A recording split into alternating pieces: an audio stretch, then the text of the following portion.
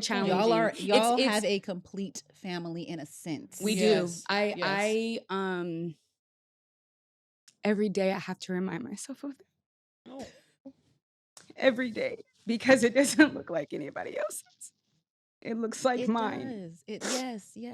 It looks like mine, and I've had to do so much work to accept that. What's up, y'all? It's Ashley. I'm Fee. It's Melanie. And Cody here. And you've tapped into The Mama's Den. Well, good morning in the Mama's Den. Good morning. Yes. Okay. Wow. Y'all, how's everybody feeling out there? Before we explain all these extra voices, how's everybody doing? Yes. Y'all can respond. Yes. It's Cassandra with her sunglasses on, laid out for me. Talk about tissue. But you know what? That's a sign of a good time because we are doing something very special today. We have taken our show on the road and we are broadcasting from Yaamava Resort and Casino. Which is the #1 entertainment destination in Southern California. And we brought our girls and the mamas together for the weekend. And it's 60 miles away. But do you guys really feel like it was 60 miles away? Is it just the traffic? From downtown. Okay. That's how, downtown. you know what I'm saying? But it was worth it. LA traffic sold separately. Girl. It's a little add-on if you need it. Let's just be honest.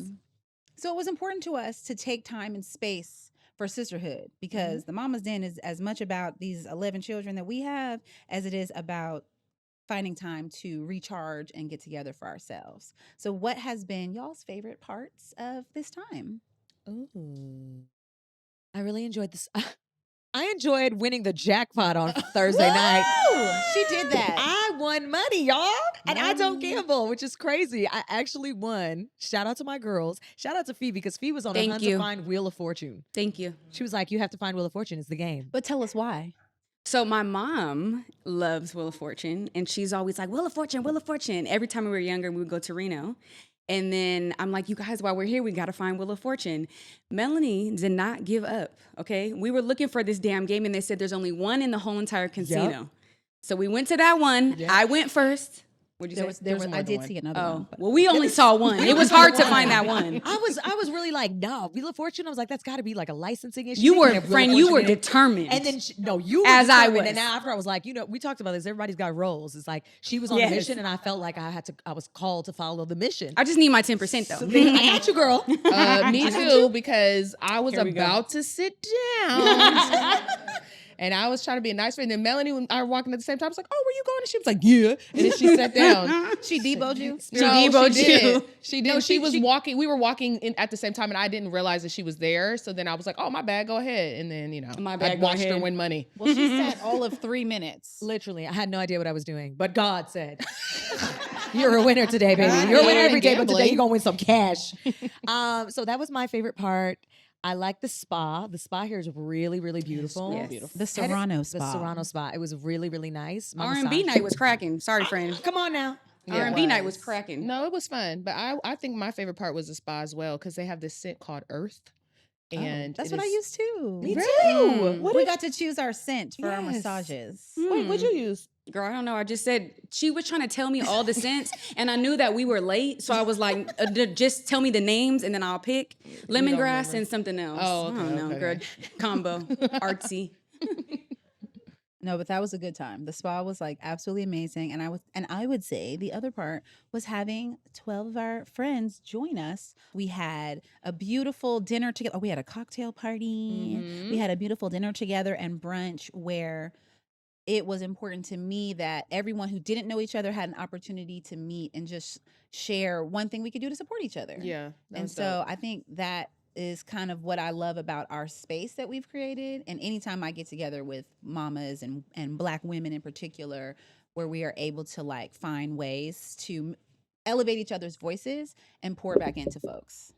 I'll say this, in all the years and in all the travels that I've done, I've never had a girls trip. Oh, I've never taken a girls trip. It's just never been a thing. A lot of my friends live in different cities. I'm friends with various groups of people. So I would say like it's crazy at this point in my life to have like a girl crew, to like make a new girl crew that I see every week, that hang with. We actually get along. We love each other. And then we got to take this trip, which is really important because I've been traveling a lot for work. And there was almost a place where I thought about it. I was like, oh, I'm going to travel again, but it felt different this time. Like I think I spoke to my kids once while we've been here. I'm like, I everything's miss my fine. kids, y'all. Do I'm the you? one. Absolutely. Well, I co-parent. So this is my week with my babies. And so I'm like, okay, Friday passed already. So I love all y'all, but I miss my babies. That makes sense. Yeah. Wait, the way we be forcing Melanie to have girl time. Listen, 'Cause this she is said your the same thing. second girls trip because your first was my birthday party. That's not a trip. We went and made Girl, a trip. you know what she meant. It was an overnight. We made was it was an overnight. overnight with a bunch of We girls wore in matching No, you mean a pajamas. trip. No. I She mean, means a real Like trip. we're at a hotel where we We had were like. at an Airbnb. No, bro. that's Sis, different. no. It I took went us home the 3 next hours to morning. get here. It took us 30 minutes No, to a get trip. It takes her 2 hours to get everywhere. She That's lives true. in BF Have you Egypt. done a girls trip before? Yes, girl, I'm a girl. Have you done a girls trip? Yeah, she a girl too. For sure. 100%. Yeah, I've done a lot of them too. No, have not. She said the same thing after Mariah. After we went to the Hollywood Bowl to see Mariah. Damn, She was like, friend. I don't be hanging out with girls like that. But you have been a lot. No, it's not that I don't be. I have a lot of girlfriends. Yes. But is Some it a of them are sisterhood here. thing? Yes. No, you know what it is? It's just that I think a lot of my friends, I'm friends with a lot of different people. Yeah. And so aren't there's not a individually. crew where everybody's friends collectively. So Until like, today. If I were to do until the mamas did, truly. Like the last time I think I had a 4-girl like crew like this was when I was in high school. Oh, Aw. yeah. I just make my friends get together even You if they do. don't like each other. It's I don't very really care. Capricorn of you. I feel like, okay, this might sound a little bit crazy at first, but yo, does everybody know what a homie hopper is? What? No. Say it again? Okay. So Wait, a I do homie when they date this is a sexual thing first. It's gonna Oh, start. It's gonna start off bad, and We it's gonna, thought it was so friends. no. hopper. So a homie hopper is when you like mess with somebody and then you mess with the homeboy too. But I feel like homie hopper should have a new like word because I feel like you're a friendship homie hopper and I'm a friendship homie hopper. I like Oh, to I go to see. different crews of friends because I have different versions of myself. I see. where And we're I going think with this. sometimes people will take Get it it personally, together. but it's No, listen, it's you're fine. like me, I get you. Get you. But I have just friends want with a to lot of clarify that sometimes your boyfriend could be getting away with your husband. So No, we're not even talking about Where them. are That we was just a going, term. Ashley? my husband was friends with my ex. She said a homie hopper. I was like, well, No, technically that's I'm just one. honestly just take that and throw it important. out. That's important. Ashley wanted to acknowledge that she's a homie hopper. Oh, okay. And then she married the homie. You found your She husband. homie. It's Sometimes fine. you gotta date a It's friend. fine. Yes. But Ashley, I know you're in a new season of life, Oh, I learning how to am. ask for help. Yes. and- So I don't know if a lot of you know this already, but I shared that I actually hired a nanny, which is a big deal for me because I homeschool my children. I don't really like people in my house. I don't really like people in general. And so it's like really hard for me to ask for help. I'm just like, it's just not my thing. Like other energy in my home. I'm really like protective of my house and like I feel very protective of my children and my marriage. So I really don't like people being in my home, like bringing their negative energy. Like that's not my jam. Then I didn't want no girl up in my house and then batting her eyes at my husband. Then I'm like on Snapped or something like that. So I was like, but Cody, that's where it goes. That's where it goes. So Cody offered her nanny up, which has been amazing. I'm sure she It's been like deeply 2 regrets years it. in the making. She regrets I it though. fully regret. Just no, I'm for just full kidding. I clarity. don't. Yes, I you do. don't does. Be regret honest, it. friend. It's okay. In the okay. summer, we're gonna have to talk. Carry on. She deeply regrets it, but I don't. But it's been amazing because I think for me, I don't really like I like being there for people and that's my thing, but it's hard for me to do things for myself. And so since I've hired the nanny, I've been able to actually spend more time like doing things with my friends and going to events. And it's been really amazing. And I think that just pours into the whole idea of like having a tribe, but also sometimes you have to hire people to be a part of your tribe. And that's not something that people often talk about. But like getting that help and outsourcing can truly like really change your life. Y'all know I'm a co-parent, so we got help. We split that thing right down the middle. Wait, can you share what you were saying the other? Well, actually, we were like completely aligned about like co-parenting when you're not with the father, and Yes. how there's like value to married people thinking about co-parenting Yeah. in the way that you do. Yeah. If I'm ever in a relationship that is at the level of intensity that me and my children's father was, I feel like it's so important to go in with the mind frame of a co-parent. There should be no reason why moms, women are doing everything, the majority of things. It literally doesn't make sense to me. That was my number one complaint. I was like, I feel like I'm doing everything and I'm overwhelmed and I'm anxious and I have anxious and I have anxiety and I have depression. And I'm like, I really needed help. And unfortunately, it was at a time where that was like foreign for people, it was foreign to say like motherhood is overwhelming. doing. But I'm always the one that's like, I am tired. This is hard, Yeah.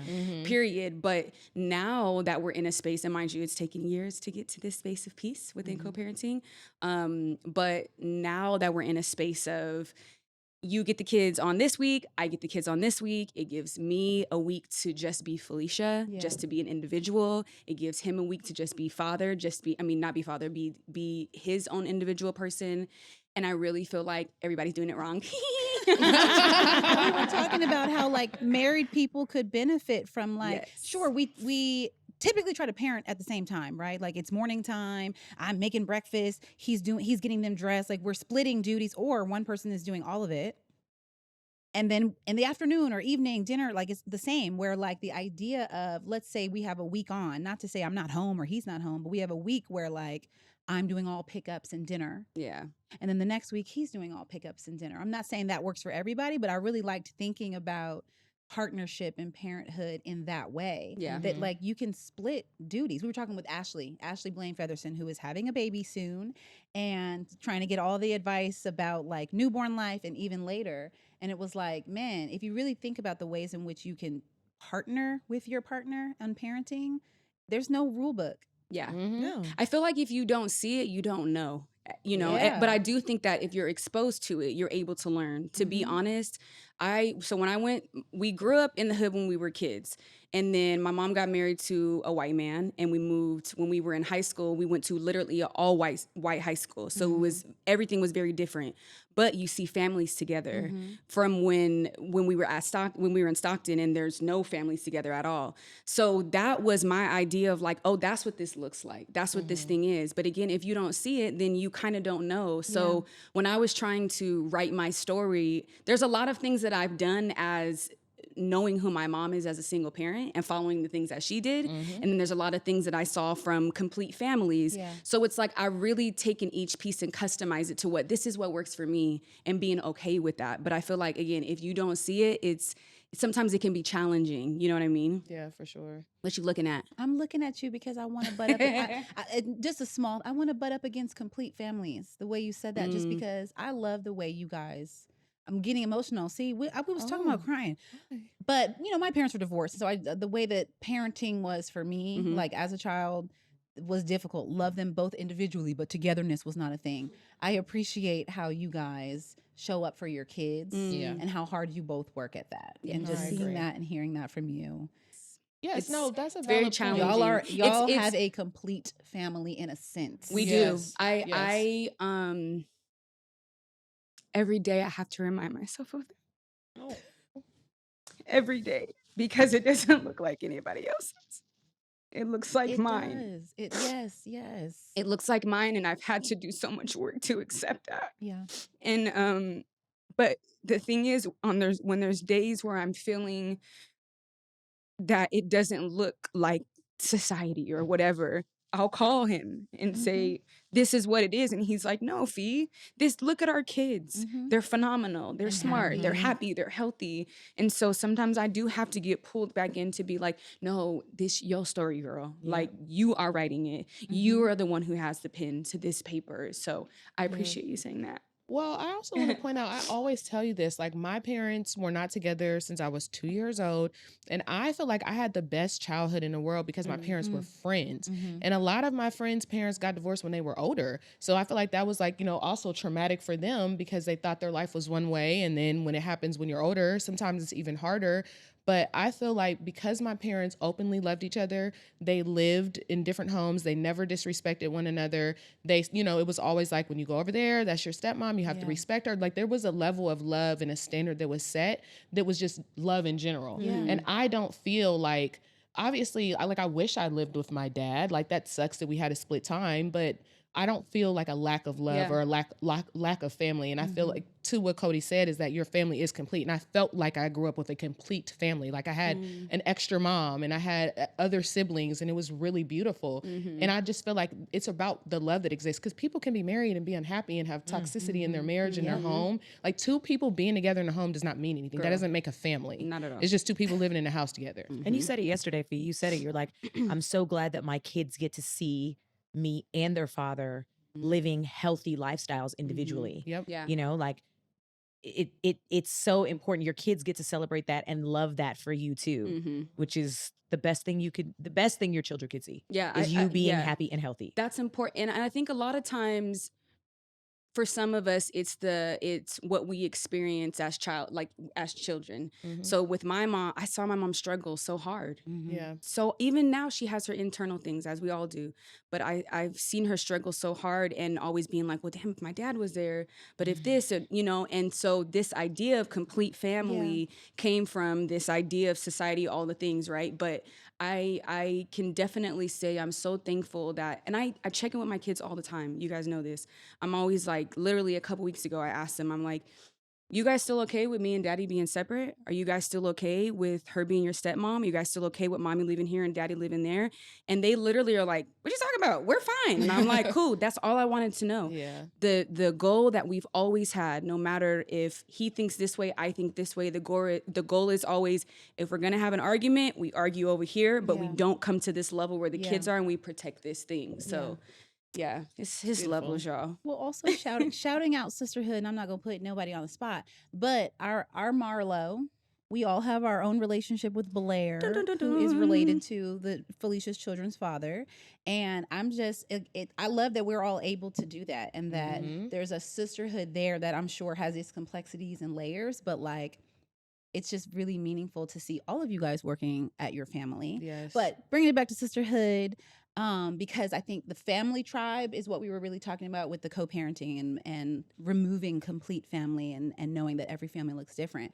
But like, just us being able to have sisterhood and wanting to, like, we created this space for us and for whoever like listens and enjoys it. But like, before this, like, what was creating new friendships as an adult like for y'all? And y'all get your answers ready, ladies sitting on the couch watching us. Thanks. Well, you go, Mel, because I feel like you're recently, I guess, going through that now, Mhm. like building new relationships and friendships. Yeah, it's really weird. I've made more new girlfriends in the last, I'd say, 3 years of my life than like friends that are really like, wait a second, how, I don't know, it's really different.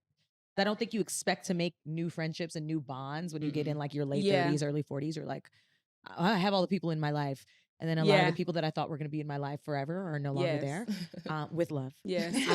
Stay over We there. release them. I think it's just like seasons of your life. And I'll definitely say that this like unity of the Mama's Den really, I think, opened me up to that the possibility of that could be, because motherhood can feel very isolating. I mean, womanhood is very isolating, as a challenge as it is. Finding women that you feel like you identify, we use this word tribe, where you feel like you fit in, you're seen, you're understood. And I mean, I was so seen and understood here that Ashley made me get pregnant again, because I was definitely with one child and I was like, "Ooh, we good. Check that box." And then she's like, "Are you sure you don't want to have another baby?" I'm like, "I'm sure." And she was just like, "Are you sure? Because I'm having another baby." And then a week later, I was like, "Me too." It was really wild. And I said this in an interview that like I truly believe that being in this energy with you guys manifested my daughter, because her little spirit was obviously just waiting to come and be here with us. And I feel like you guys gave me the permission to feel supported. I didn't feel that when I had my son. When I had my son, I was in this, he's 8 now. And so I was in this space where I was in the thick of my career. I was, older than some of my friends, younger than the friends that were the same age as me. They had already had their kids in like their early 20s. They did the like marriage, mortgage, children thing out of college or whatever. And then, the nature of my business and my life just took me in a different way, where I traveled and worked on my professional development for like 10 years. So by the time I had my son, he was like siloed, where there was no other kids around his age. And so that was very isolating. Like, didn't know how to be, I didn't have many moms that were going through it at the same time as me. So then I met you guys, and then now we have kids that are all the same age, which is crazy, because where were y'all when Cameron was born? But that for me is the true gift. I think at this stage that I'm finding more tribe, more community. And it really does take that to raise children and to just go through life. Yeah. Like sometimes it's just talking about everything, just how I'm feeling. Okay, we got hormones, we got body changes, we've got relationship, like all kinds of stuff. Like, you know what I mean? So much going through, having this space to speak and share and feel understood is really a gift in this season of my life. I'm very grateful. We are still looking at you all. We'd love to hear how you have built tribe. Thank you. I know somebody. I know Cassie was about to be. I knew Come on it. now. She said, "Oh, can't wait." Step up to the pulpit, girl. With their sunglasses still on. Dude. I'm joking. I'm fine. I love this conversation. And, I feel like America has really made marriage and family so fragile because if you have both people working full time, both people having dreams, you think only these two people supposed to take care. I did an Instagram post once and I had this aha moment. And I thought, life is a buffet. If you feel lack, add more to the buffet. And so I became really intentional and thinking about, instead of my husband being the one, I have many ones. And so I look down to my community and I'd be like, Eddie and what you call it, y'all, I love you. Will you forever be a part of my family? And let me tell you what that means. And they say, yes. And I said, great. Okay, now, and I started to open it up because I spent like 3 years off and on in Rwanda, Africa. Honey, that's there is no, everybody got so many people. Yeah. Someone helping to cook, someone else who helps to clean, raise the kids. And this idea of like guilt, we have so much guilt because we've been like indoctrinated that it's meant to be all on our shoulders. Let us be the one. It's not supposed to be. Wherever you feel lack, you are meant to feel it. Where you feel guilt, it means you have been unattending some type of need. And so like what you've been able to do for your life, even my life, like I'm bi-coastal. My husband and my son are in New York. I'm here and I shoot the show. But we have figured out this way to be like, okay, we'll be a month here. Okay, I'll come home for a week. And can I tell you, I wish all moms had at least a week off. Y'all need a week. Every month. Like, I've been able to expect you have to say every month, hobbies. but I'll take Okay, it. I've been able to have like fun things like this. You here? I'm here. And then my son gets to have a joyful mother Yes. instead of a stressed out mother Yeah. whose head is on the table. If that's who you are at the end of the day, but you're there every day with your kid, I don't know. It's about the quality Yeah. of Quality, it, yeah. not so much of the quantity. So I appreciate you demystifying it. And also, if you look into the history of family, family is a construct that was made up out of patriarchy's need, not what the women need. But at the beginning, no one knew who the daddies were. Everybody took care of the kids. And then when you needed, money and land, and they were like, no, this is so y'all, question these things. Okay, amen. Come on now. No, for real. Thank you, Cassie. Thank you. I don't know if anybody else wants to share, but it made me think of something, which is that like sometimes I struggle with like professional growth from the standpoint of how much time do I want to be like working versus like at home with my kids. And it's more than that. It's like if I had my way, I would be like the house that everyone can come to at any point in time. And like we can be that even if I'm like working, but I want to just be there, like taking care of like everybody's kids and just like creating that community for the children, for myself, because like, you know what I'm saying, but for the children. And so that's what that made me think of. But I'm gonna quit this job. Give it to us, queen of community. Do it on the mic, honey. Do it on the mic. I'm gonna be real quick though on this because can do that. because what Cassie said, and I know we started talking about sisterhood, and the connection to sisterhood, and what Cassie followed up and said about like community. And I've shared, and most people know, I spent 7.5 weeks in Bali, and I was just talking to Noelle about it, and I have this, and not to be a conspiracy theorist, but like the world and the society that we're living in right now is antithetical to how we're meant to be as humans. Yes, I agree. Yes. And so when we talk about this idea of whether or not it's sisterhood or brotherhood or community or village style living, that is really inherent to who we are. It is no accident that we're here at Yaamava, right? On ancestral land where Yaamava. We know what you meant. We know what you meant. Your mother. Yaamava. Yes. Your mother is a Yaamava. Yaamava. Okay. But it's no accident. But I also think like, and we're living in some crazy times right now, especially as we see what plays out in the media around how Black and Native women are disrespected and dishonored. It's going to be us and us standing up to sisterhood and community and connection around the village style living. And so even when I created Morning Mindset with Tai and even with Brown Girl Jane and like this idea of sisterhood and community, it's bigger than just saying I have a friend to call. It's bigger than having a mirror that reflects back at you. It's bigger than a connection that we need to share. The idea of village living is inherent to our humanity. Yeah. And so the more we move away from village style living, being, co-opted by what happens on the phone, co-opted by the dollar, co-opted by capitalism, co-opted by that which we own, co-opted by the bling, the shine, we're moving away from what is inherent to our beings. And so I have a philosophy, like I said, I ain't gonna be a conspiracy theorist right now, but in 150 years, most people will be avatars. It is no accident that people wanna look the same.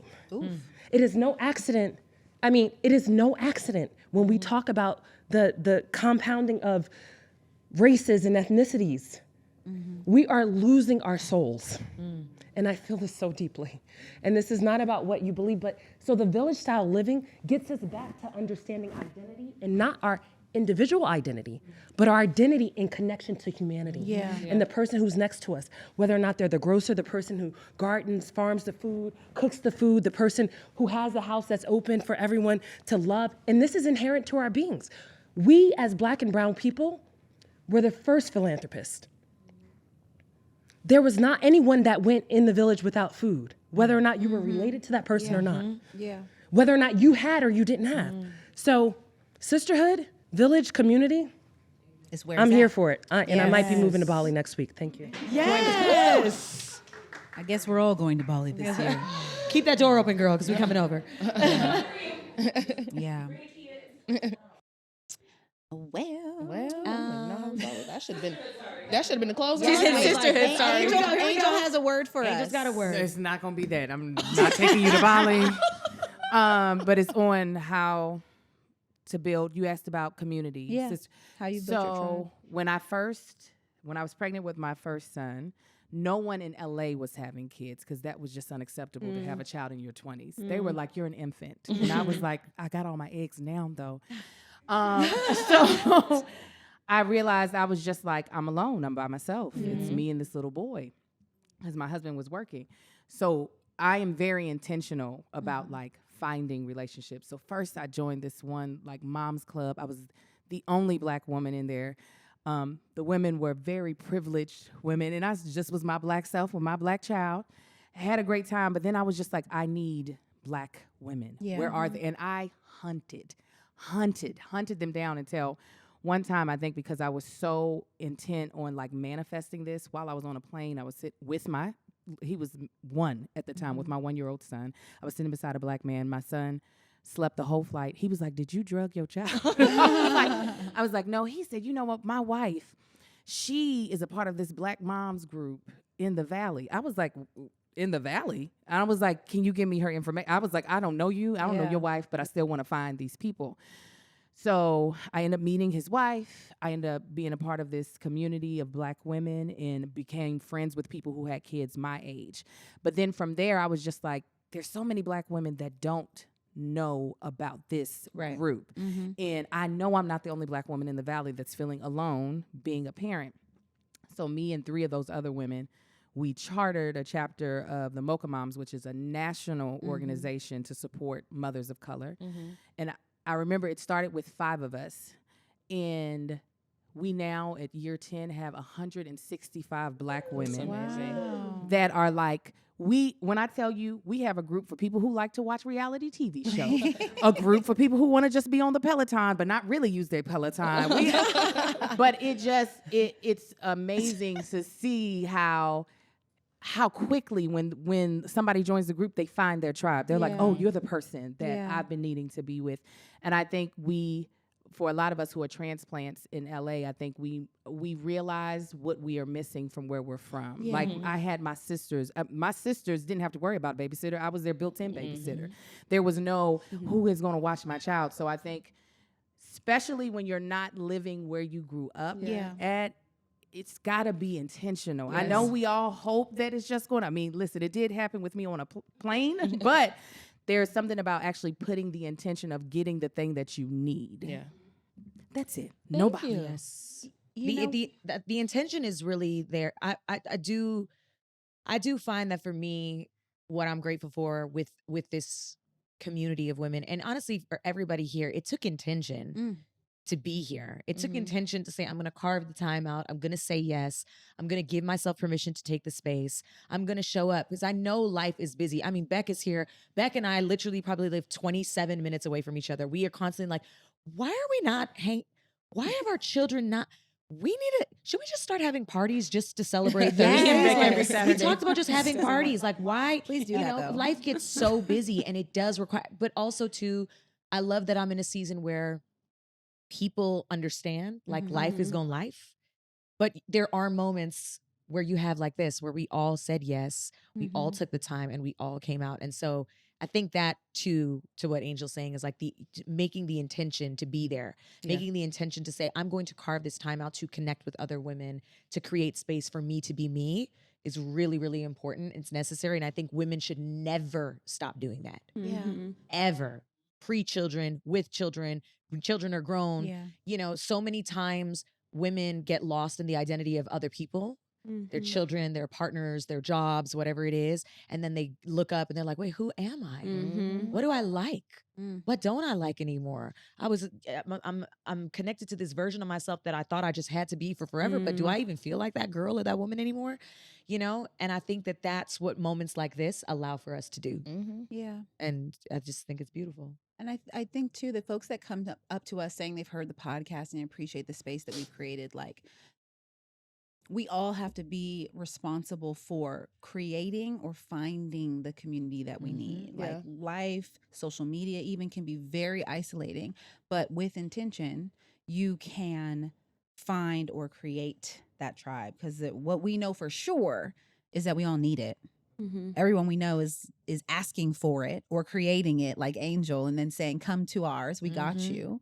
And I'm just so grateful for what we've built here with the Mama's Den. I'm grateful, like, each of you here with us today has either created spaces for us to be a part of or joined our spaces and found someone new, and that's really meaningful to us to be able to provide that too. So I just want to thank y'all. It's also like an ever growing journey, because I think for me, like, I am like a girl's girl. I have 4 sisters. So like I've always been like that. I love being around women. That's like my jam. And everything that I do is typically surrounded around women and empowerment of women. But when I moved here, I definitely felt like I think I was just more so nervous or uncomfortable. I feel comfortable with the people that like I know. And so I just put in my head that like, I'm never going to have another friends like the friends that I have back home, in Ohio. So I just wasn't very open. But I do think that like going to all of those mom events, that's how I met Lizzie, like a lot of different women. And then you start to notice like, okay, there's people that I really vibe with, but then it's always like, they always live far. That's always the problem. Everyone in LA lives far. Yes, but then it's like. It was Melanie saying 27 minutes, which is actually quite close. Yes. But that's how life be life. Yes, but it is, everyone said the same thing about intention. I had to start being intentional. Like, I intentionally get in my car and drive to BF Egypt to see Melanie, but our children are the same age, and it's like our daughters are like little sister besties, really and my are. daughters are obsessed with her son, and so it's like, this makes sense, you know what I mean? So just remember that you're gonna find different groups, and it's okay to kind of like ebb and flow and figure it out, but if you specifically live in LA, you're gonna have to just be okay Plan. with traveling and planning to see the people that you need to plan. see. Yeah. Well, we're definitely wrapping. Mamas, if you want to add anything, definitely go for it. But I do want to say we didn't do our question of the week today because our lovely guests provided their comments and thoughts. But for those who are listening who do want to send us questions, you can do so at podcasts with an S at blacklove.com or hit us on IG at the Mama's Den Podcast. And is there anything you guys want to add before we... Thank you guys for being here. Yeah, thank I you. just want to thank you it. all for traveling to be with us and hang out with not the Grammys. Wrap it up, music. Wrap it up.